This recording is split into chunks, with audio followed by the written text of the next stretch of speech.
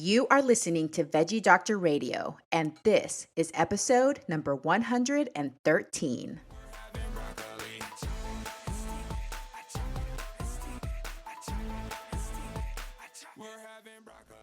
Hey, I'm your host, Dr. Yami. I'm a board-certified pediatrician, certified health and wellness coach, author, and speaker. I'm also a passionate promoter of the power of diet and lifestyle in preventing and reversing chronic disease and bringing joy and longevity into our lives. This podcast is focused on plant-based nutrition, habit formation, motivation, and mindset so that you can have the tools to live the best life possible. Are you ready to get started? Let's do this. We're having broccoli.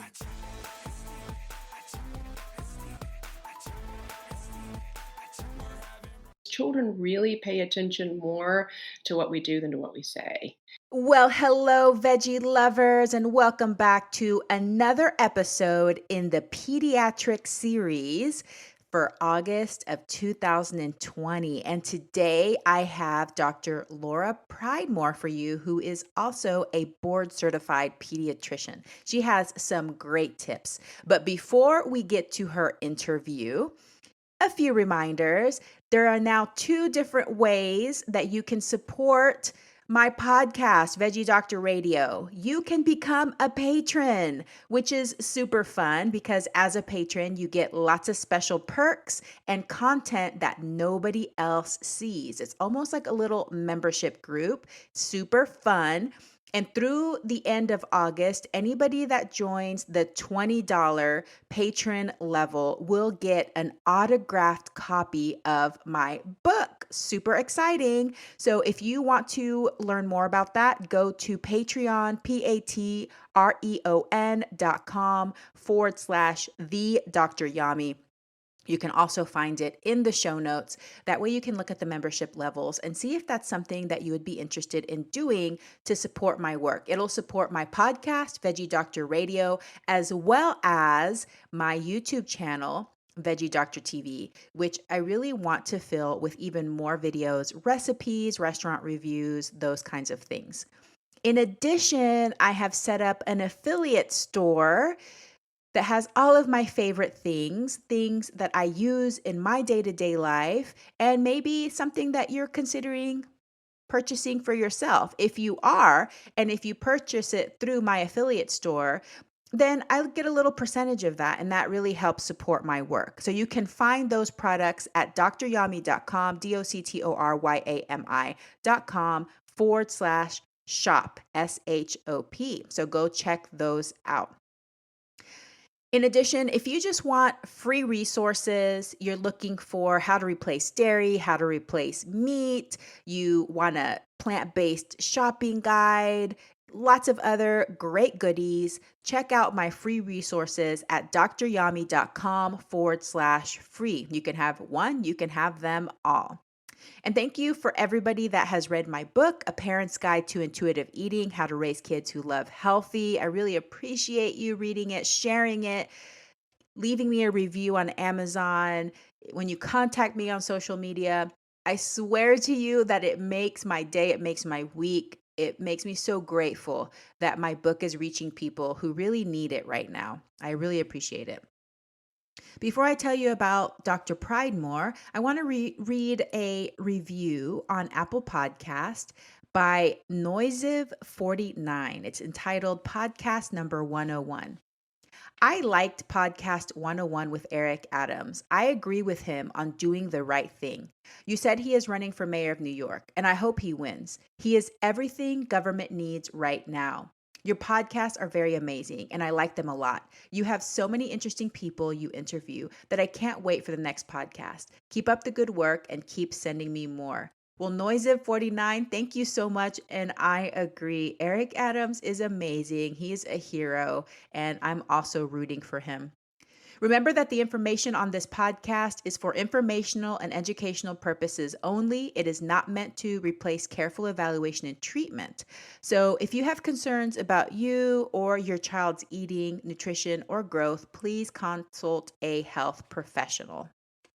Okay, so let me tell you about Dr. Laura Pridemore.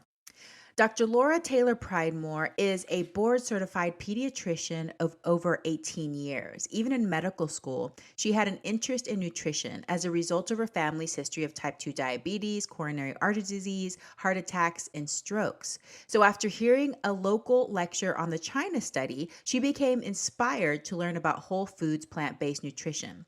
She received a certificate in plant based nutrition from Cornell University and has attended all 7 of the International Plant Based Nutrition Healthcare Conferences.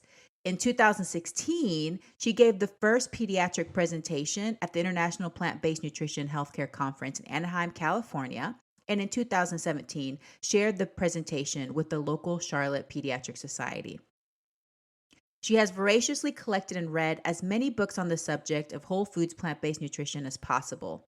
Recently, her passion has expanded to lifestyle medicine, which incorporates not only a mostly whole foods plant-based way of eating, but also regular physical movement, stress management, quality sleep, and supportive relationships. Her lifestyle motto for her patients is eat, move, rest, connect, and her nutrition motto is eat from the garden, drink from the well. Dr. Pridemore recommends lifestyle medicine with her pediatric patients and families for both well visits and sick visits. Establishing healthy eating and sleep habits early are key for a lifetime of health.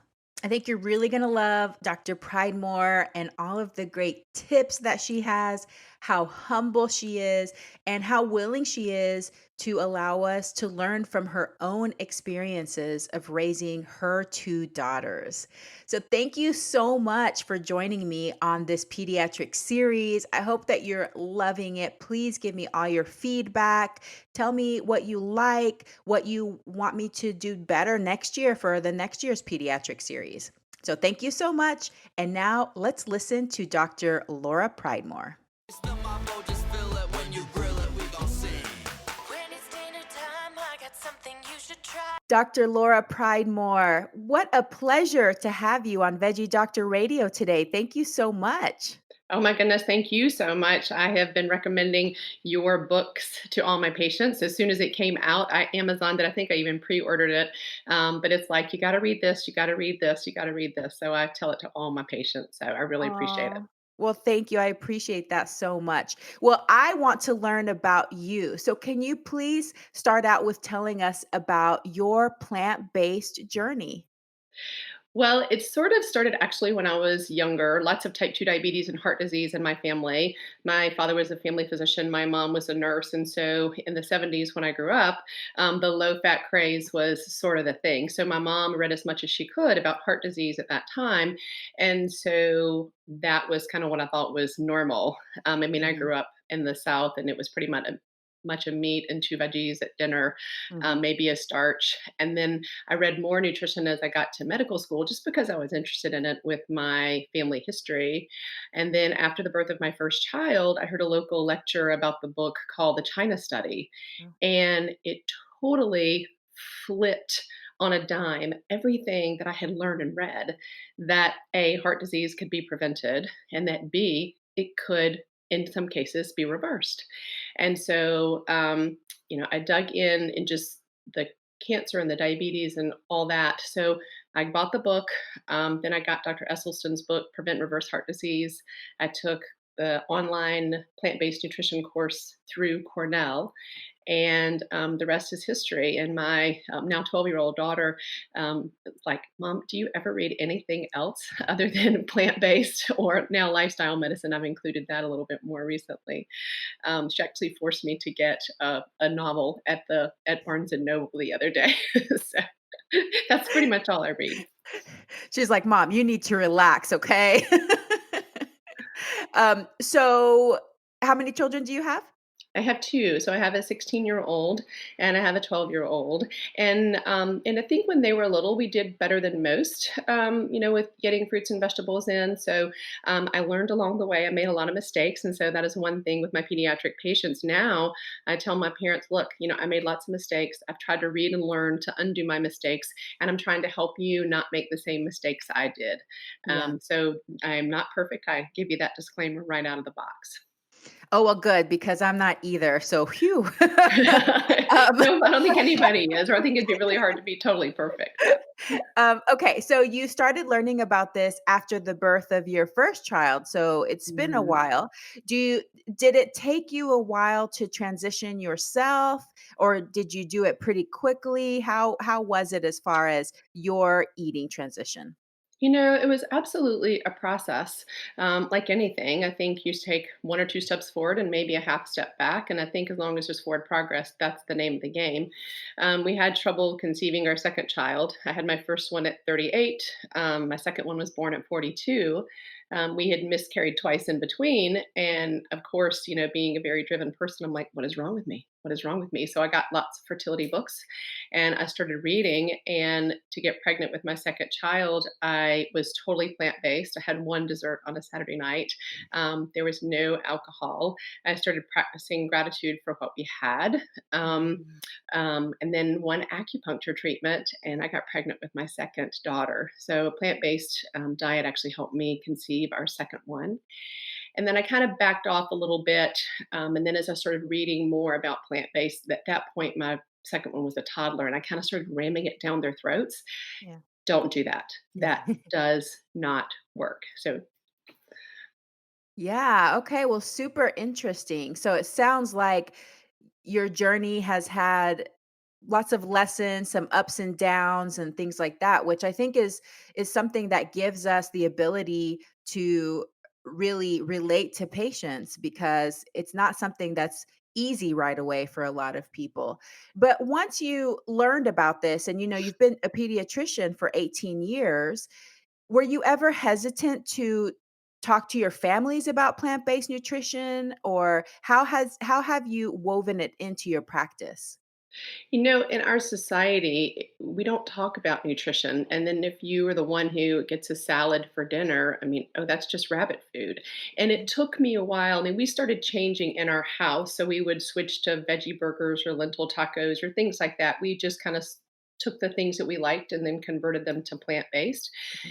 But in the office, I was like, how can I talk about this? I was a little bit hesitant at first because it's Mhm. so far from the norm. Mhm. But the more I read, I'm like, how can I not? Mhm. How can I Mhm. not? And so I start out when kids are little, just really trying to make sure that they start with fruits and veggies. Beans, not the puffs, anything processed, you want to try to stay away from as long as you can. I mean, they're going to get some of that at some point. But if you start with real food, kids are going to learn to eat what they are given. If a child presents with a specific problem, so for instance, constipation, or if they have acne, I try to bring up the dairy issue. And some people Yeah. look at me like, you got to be kidding me. No dairy. We're supposed to drink dairy. Milk is good for you. And I'm like, well, there are small studies in children that show that dairy elimination improves constipation. Also, for asthma, I've had children who've had asthma symptoms at least improve, and oftentimes their asthma symptoms resolve when the dairy is eliminated. So you just kind of have to take people where they are and say, "Would you be interested in hearing about this?" Yeah. There are some small studies in children. Could I share these with you? And some parents are receptive, and some parents look at you a little weird, and they don't. And so you just try to keep planting little seeds along the way. And I think as long as there's forward progress, I think that's the name of the game. Yes. Oh, that sounds very similar to how I approach it. And it sounds like you take a bit of a coaching approach too. So we know that whenever we ask permission to share information, it tends to go better than if we just tell people, this is what you need to do, which is the expert approach that we traditionally take as physicians. But learning to, like you said, meet families where they are and help them for their goals, not for what our goals are, which is hard sometimes for physicians because we're used to like, okay, compliant patient, this is what I want you to do, and these kinds of things. So I love your approach. Well, is it safe to raise fully plant based children? Absolutely is safe. Absolutely. I think the biggest thing is just making sure that there's a wide variety of fruits, veggies, beans, 100% whole grains, keeping the processed at bay. And I think the biggest thing is that balanced plate. I don't know if you've seen the Canadian food guide that came out the first of last year. I love the picture graphic of it. And I just show my patients that photo. And when you're eating a wide variety of fruits, veggies, beans, whole grains, you're going to get everything you need, with the exception of a couple of things. Of course, anybody who is strictly plant based is going to need to have B12. I think vitamin D is a key nutrient as well, especially I tell kids if they're outside in the summer a lot and you're going to be outside 30, 45 minutes, okay, you're going to get enough vitamin D. But during the school year, I try to encourage that they really get the vitamin D supplementation for strong bones. So as long as people are diligent about it and not going to the processed, you Mhm. can be, a veggie burger and a veggie hot dog all day long, but that's not going to be very smart about it. And a lot of times my adolescents will come in, well, I'm going to be vegetarian. I'm like, well, that's fine. But as long as you're smart about it, I'm okay with it. So I Yes. think it's coaching them how to do it, having some good resources to give, and making sure that, you know, you're continuing to have conversations and dialogue. Well, what's a typical breakfast? What's a typical lunch? Are you varying it? Because we get in such a rut and we want to be so narrow with what we eat, and we need a wide variety. Yes. Okay. I love that. Okay, so we know that we want to eat more whole plant foods, decrease the processed foods. If you're fully plant based, you need to be mindful about the B12. And a lot of kids, where I live more north. And so vitamin D is important a lot of the year, actually. Mhm. So at least half of the year, I'm pretty sure nobody's getting enough vitamin D here, and then the other half of the year depends. If they go outside, if they're wearing long sleeves, if they're wearing sunblock, they still might not. So it is one of those things that you need to work with your doctor to figure out whether that's something that you need to be supplementing in your own child. So, how do you empower parents to do the work that it takes to start integrating these habits? Like you said, it's so easy for us to just grab the convenience foods, the processed foods, get into our little routines. So, how do you walk them through adopting some of these long term healthy habits that are going to help us live long, healthy lives? So when a baby is first born, my first thing is getting them to sleep. For sure, getting the baby to sleep. And then once it comes to introducing foods, I really try to empower them that 70 to 80% of the type 2 diabetes, of the obesity, of the heart disease, some cancers, some forms of dementia, 70 to 80% of those can be preventable.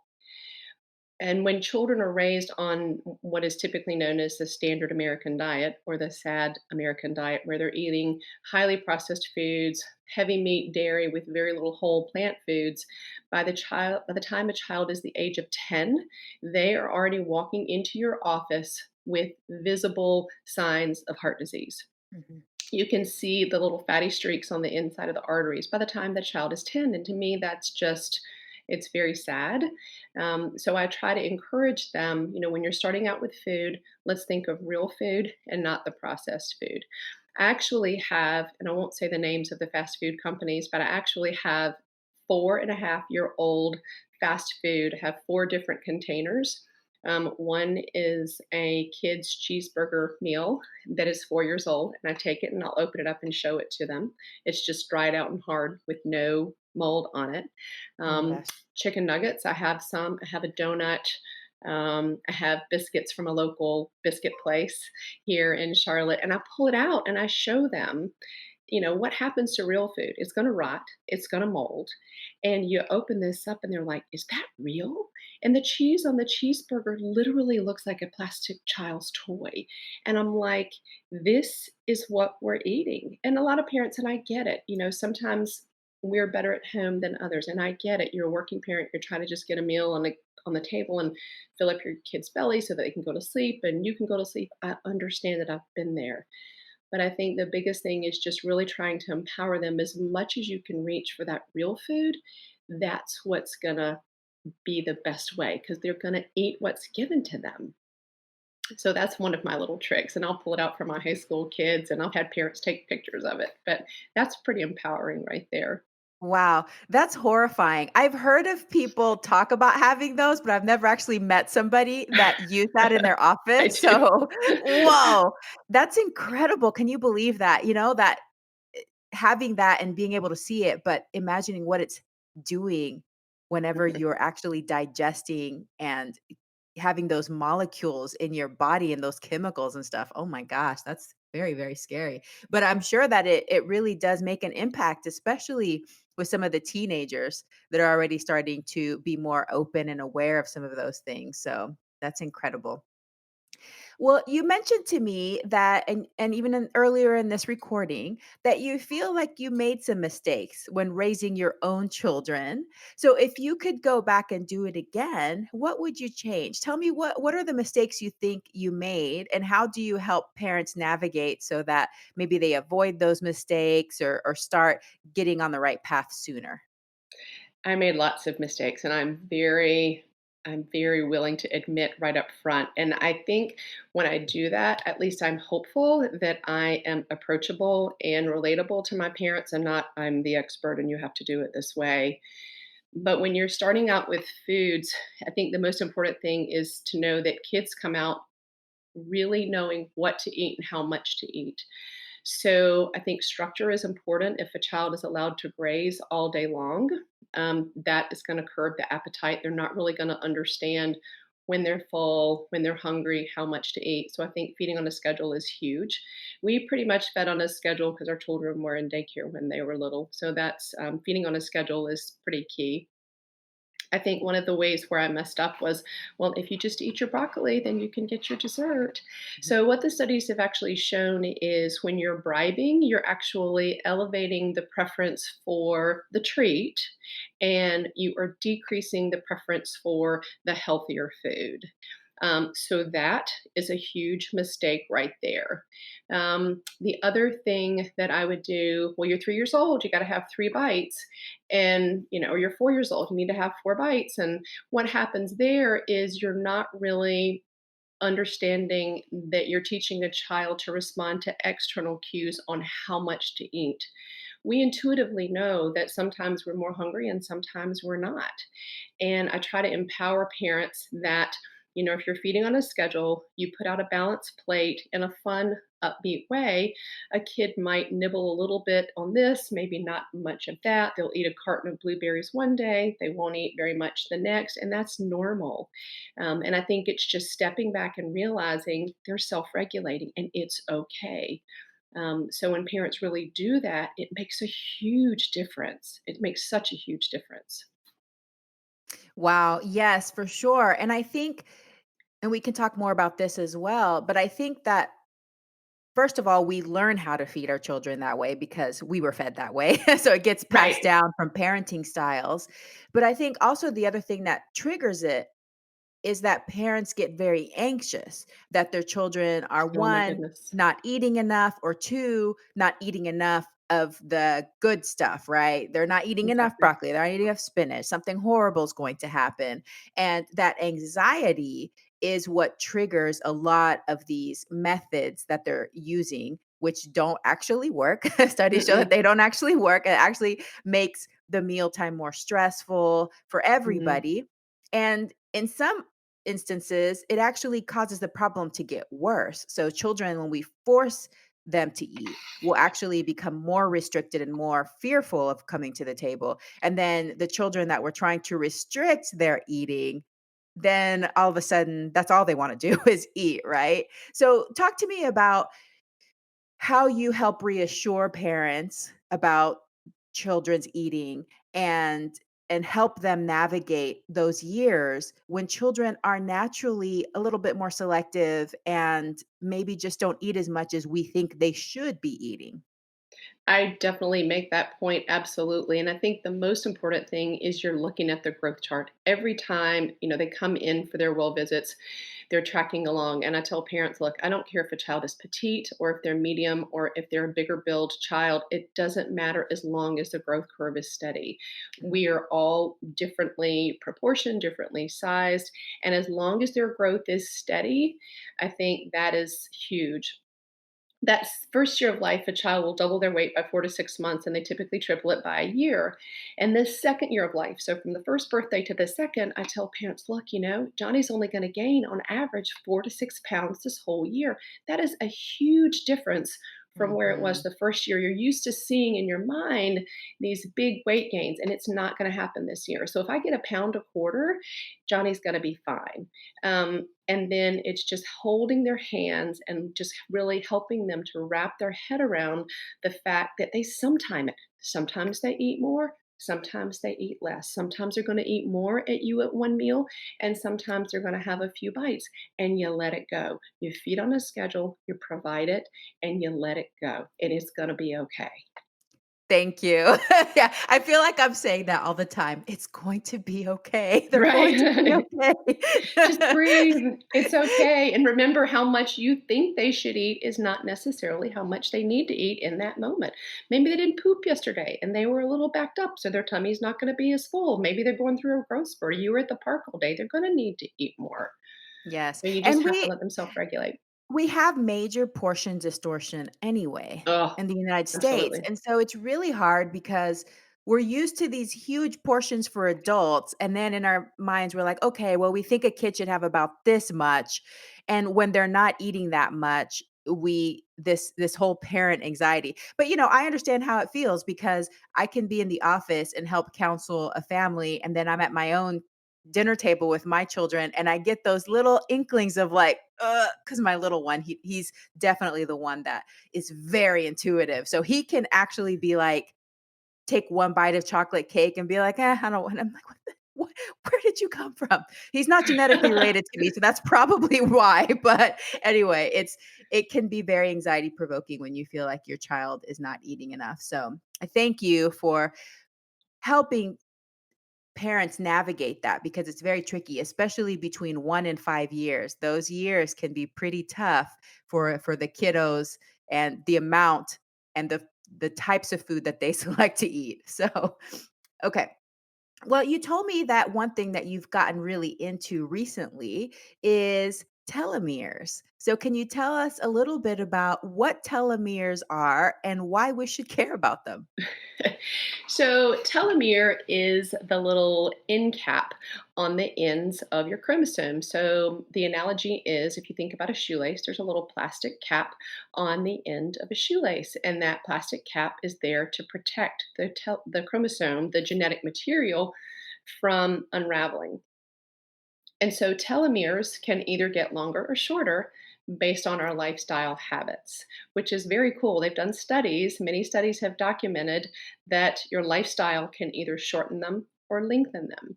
So when they're longer, your genetic material is more protected. And so you're protected more from type 2 diabetes and cancer and and dementia, lots of things. So when we eat well, and my motto for my patients is to try to really focus on eat from the garden, drink from the well. I never try to convince anybody to be 100% plant based, but I think at the end of the day, it's more plants, less animals, not only for health, but for environmental sustainability, and more whole foods the way nature gave it, and less of the process. So the closer we can get to that end of the scale, the more your telomeres are going to be protected. The other thing that can be helpful in terms of protecting your telomeres are movement. Move your body every day. We are so sedentary, and now with the pandemic, people really don't want to get outside. I'm like, you can go for a walk and get your kids outside. They need the vitamin D. They need the exercise. So movement has actually been shown to lengthen the telomeres. Rest. So resting your mind in terms of stress management, getting enough sleep. huge in terms of protecting your telomeres. Social connection and support with your family, and again with friends. I know it's a little bit hard right now with the pandemic, but I think you can FaceTime relatives. Or I tell my patients, my teenagers, if you want to go to the tennis courts and be on opposite ends of the tennis court and hit a tennis ball, I'm okay with that right now. Mhm. But social support, all four of those things actually lengthen our telomeres.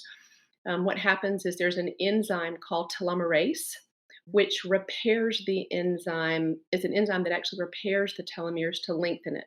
And when we don't do those four things well, our telomeres are shorter. So when you hear the saying, our genes load the gun, our lifestyle pulls the trigger, the length of telomeres totally plays into that. Yes, I love it. And that's one of those things that we talk about when we reference the blue zones too, is that people in the blue zones are doing things that help give them this longevity, which is probably what's happening. They're probably protecting and lengthening their telomeres by doing all of these different lifestyle habits. Tell me a little bit more about drink from the well. What do you mean by that? Eat from the garden, mostly plants, obviously, and then drink from the well, water. Mhm. What's wrong with water? And we just have this perception that, oh, I can never drink just water. Well, yeah, we can. If you need a little flavor, my girls call it spa water. So it might be cucumber mint or some berry water or, an orange lemon lime water. But just have some slices of fruit or some mint leaves and water, and you've got some flavor. But water, I mean, we are three-fourths, two-thirds to three-fourths water, and we need water every day. In the office, I would give lots of analogies just to make my points, but I'm like, if you cut a flower and you stick it in a vase with no water, well, within an hour or two or three, the leaves and the petals are going to be wilty. I mean, eventually it's Mhm. going to die, but they're going to be wilty. Well, that's what's going on inside your body when we don't drink enough water. We wake Mhm. up dehydrated. Start your day with a big glass of water. Yes, and it has measurable cognitive effects very quickly Absolutely. when we're Hmm. dehydrated. So if you want to be on the top of your game, you got to hydrate.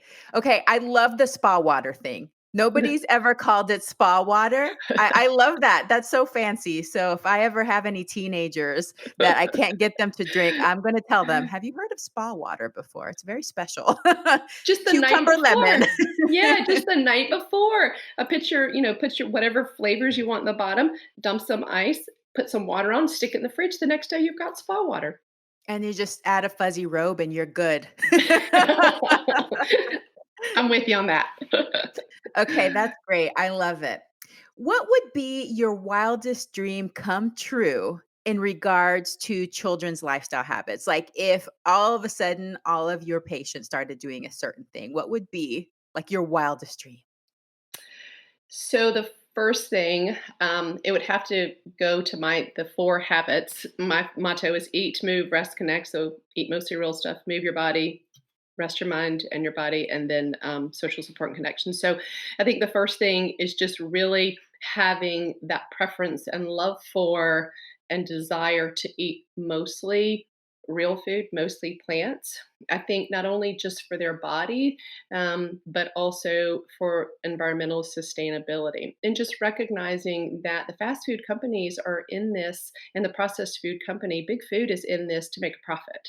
They're Mhm, not in it for any health benefits at all. mhm, And I think just getting outside every single day, some type of movement, and then disconnecting from that technology. Oh mhm. my goodness. I mean, how many hours a day are these kids on technology? I do another little exercise with them. And if a person does 1 hour, what I call fun or passive technology, TikTok, Instagram, whatever. If a person does 1 hour of that every single day of the year, so if you take one, you multiply it by 365, and then you divide that number by an 8 hour typical workday or a school day, you get the number 45. So 1 hour of technology a day is the equivalent of going to school 45 days in a row with no weekends off and no vacation days off. And it just adds up and it really takes away from their lives. And I just tell my patients, I'm like, look, I've known you since you were born. You're a great kid. You've got a good head on your shoulders. In the world right now, we need the light and love that you have on the inside, to give back and volunteer and not waste it on social media. So I try to really empower them from that aspect. So I'd have to say those three things right there. Well, my four: eat, move, rest, connect. Wow. Okay, so just 1 hour a day for Yeah, a year is the yeah, equivalent of 45 work days? yes. So 2 hours a day would be 90 days in a row, no weekends off, no vacation days off. It Oh my really adds up. gosh. I don't think I've ever heard it put that way. Now I never wanna be on my phone again because I highly value productivity. I'm just like, "That is a lot of time I could be doing all kinds of awesome things." So, do Well, you feel and I like think whenever Yeah, no, go ahead. I think it's part of our lives, and I think the biggest thing is to say, okay, I'm going to do TikTok, but I'm going to just do it for 15 minutes and be done. So I think you go into it knowing that it's not a black hole, but I'm going to do it for a certain amount of time and be done with it, and have some boundaries so that it doesn't take over. Yeah, but TikTok kind of is a black hole, though. I remember the first time I seriously, the first time I got on TikTok because people kept talking, "What is this TikTok thing?" Okay, and I feel super old. I got on TikTok and I felt like I had entered a different dimension, and then 2 hours later, I came out like this zombie, like, "What just happened to me?" So I can't even imagine only spending 15 minutes on TikTok because it's like meant to draw you in, like That's how they're it's designed. like this brain thing, and I think they're getting smarter and smarter because they get data that actually tracks how long we're on there and how long we're watching certain things. And it's made to be like this immersive thing that you're staying on forever. So I think what you're saying, especially for younger people, teens and these preteens that are on these devices already, they would have to be very mindful about it. They would have to be very deliberate, and we know how hard it is even for us as adults. Mhm. So, that's maybe where some parenting comes in. How do you talk to your parents about media time and phones and all of those? Do you have certain recommendations for them? Well, when they're younger, of course, the American Academy of Pediatrics recommends none. I think it's less than two, except for FaceTiming family. Okay. Um, And I'm like, just keep it off. I mean, the studies when they're young, they don't need to really have it. When they're younger, the more they're affected early on. I mean, it can affect attention in school. It interferes with sleep, and of course, we know that screens right before bed decreases the production of melatonin. Actually, just took an online sleep course from Dr. Mark Hyman, functional medicine, nationally Mm. recognized functional medicine doctor back in April. And when we have the blue light that comes in from the screen, it affects our brain so we don't produce as much melatonin. But this is the new key I did not know. But in a growing child, they are much more disproportionately affected. So they actually have even Mm. less melatonin production. They're more affected than an adult. So just making sure that it's not overtaking their lives. So I try to say for sure no more than 1 hour on a school day, because I'm not going to be naive and say they're never going to do it, Yeah. but no more than 1 hour on a school day, and then try no more than 2 hours on a non-school day. Because when kids are in school, if they're on technology an hour a day, I mean they've got to get their homework, they need to get outside, they need to get sleep, and kids aren't sleeping very well these days. Um, Yes. so Yes, there's a lot of priorities that are competing there, and that media can be very alluring to many people. Okay, that's great advice. What do you wish more parents knew? what do I think I wish parents knew? I think that their words matter. When children are younger, especially, they are so much more easily programmable. And I'll give you an example. So, my younger daughter went to a new school in the first grade. And when she went there, she was quiet, she was reserved, normal, new people, didn't know anybody. And kids would ask her, "Are you shy? You're quiet. Are you shy?" And she's the least shy kid on the planet, okay? The least shy kid on the planet. So now she'll be a rising seventh grader. She thinks that she is shy and quiet in school. So Mm. words matter. When parents come in when they're toddlers, oh, my toddler's such a picky eater. I'm like, you know what? Let's put that word. Let's just take that word out of your vocabulary, because what your child is doing right now is being very normal.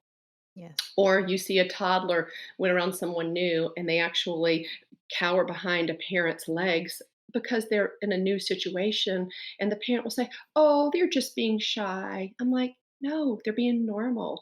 So, Mhm. especially when kids are younger, I think really making sure that your words matter, and also praising effort, as opposed to good job or good girl. This is a huge one for me, because we don't go through life with someone saying good job, good boy, good girl. And if you'll hear it, parents say it all the time. And why not let's use the encouraging words like, I am so proud of you for how hard you worked out on that soccer field. I know it was a tough loss today, but man, you kept getting after it and you really worked hard. Or when a child shows you a picture that they just, drawn. Wow, look at your color choices. I really like your color choices.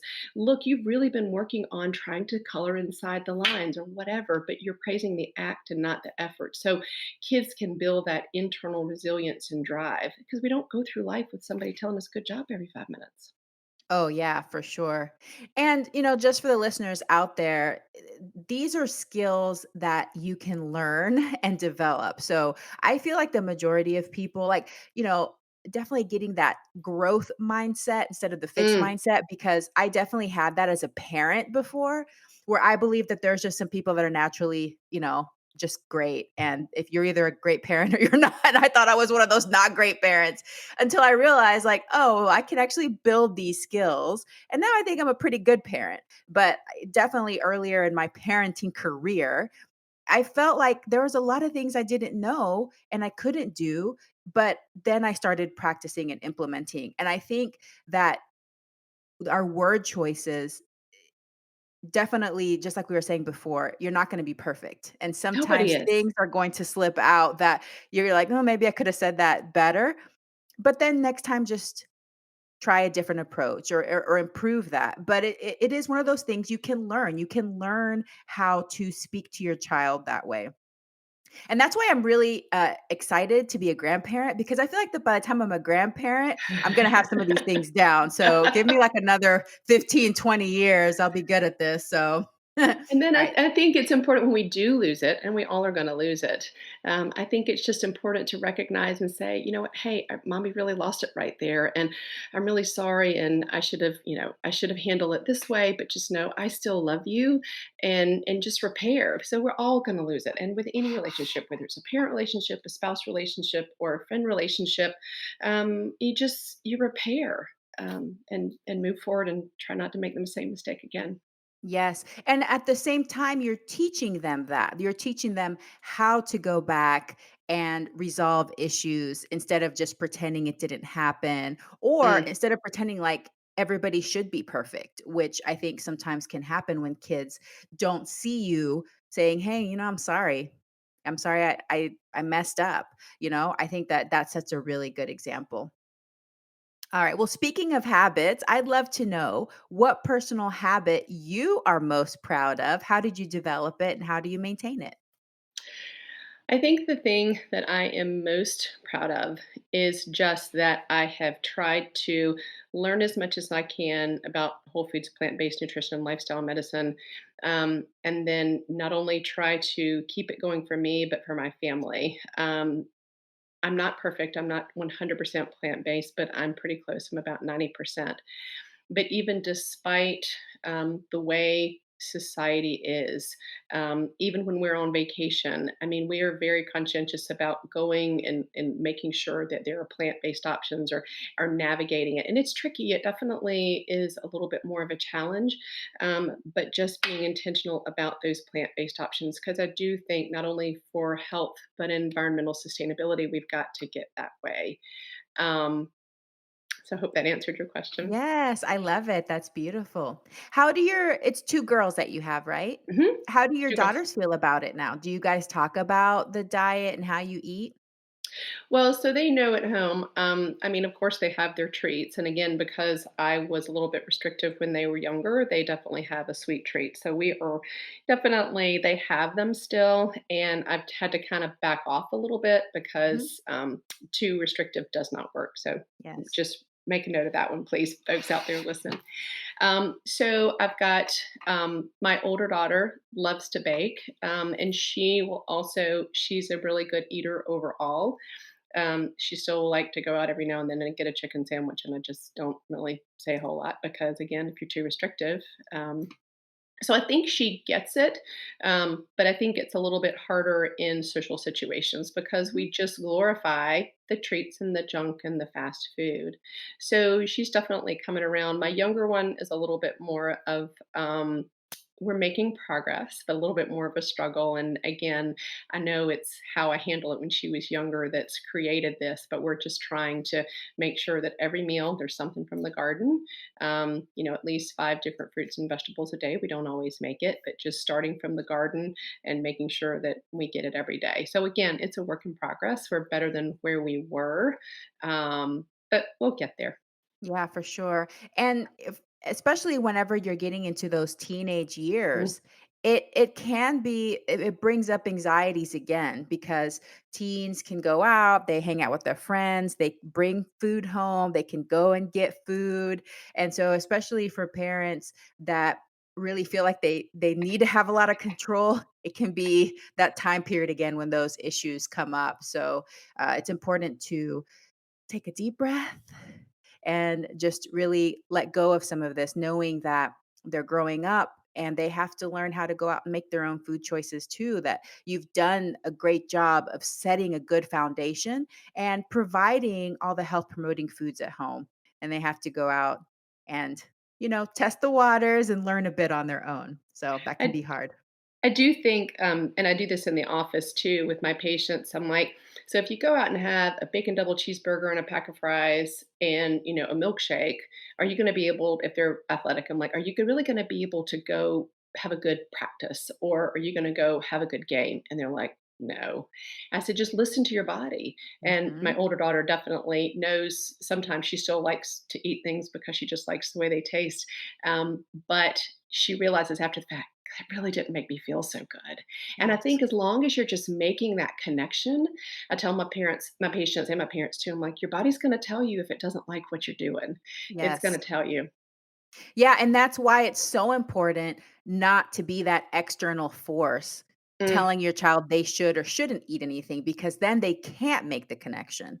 So, true. talking to them about listening to their bodies and tuning in, and then they have to go out there and kind of test a little bit, and then they can start putting together.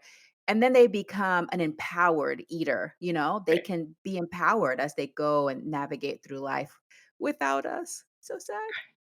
All right. So, last thing, this has been so great. Thank you so much for all of this great information. But can you leave my listeners with one call to action? What one thing can they start doing today to improve their child's health? I think first thing is just really take care of themselves and be a good example because Mhm. children really pay attention more to what we do than to what we say. Um, they are listening and paying attention. It's funny. My younger one now will come all of a sudden back and she'll quote blah blah blah blah blah blah blah something that I've said, and I'm like, oh my gosh, why did I say that? But you have to just take care of yourselves and be a good role model. Nobody's perfect. It's not that, but it's just making sure that how we treat them every day, are we treating them with love and respect and kindness, or are we being a bossy bully? But Yes. it's just really true connections and being that good example and role model for them. Yes, I love it. Oh, this has been so fabulous. Thank you so much for your time today and your experience and all the wonderful tips that you have for the listeners. I really appreciate you coming on to Veggie Doctor Radio. Gosh, thank you so much. I just love the habits because I just am so passionate about trying to really help as many people as I can not make the same mistakes that I did. And so, if any little words of wisdom or pearls, nuggets of good information helped, it's been so worth it. And I really appreciate your book and your allowing me this opportunity. Oh, well, this has been great. Well, I hope that you have a very plantastic day. Oh, you too. Thank you so much. I hope that you enjoyed today's episode. Thank you for tuning in, and I look forward to having you back again next week. A very special thank you to the band Rocket Surgeons for permission to use the Broccoli song. To find out more about the Rocket Surgeons, please visit their website at rocketsurgeonsband.com or Facebook at Rocket Surgeons Music. Please subscribe so that you never miss an episode. Also, all of my social media links can be found in the podcast description. Send me a message and let me know what you think of today's podcast. Sharing is caring. Please share, rate, and review my podcast, and drop me a line if you have ideas for future episodes.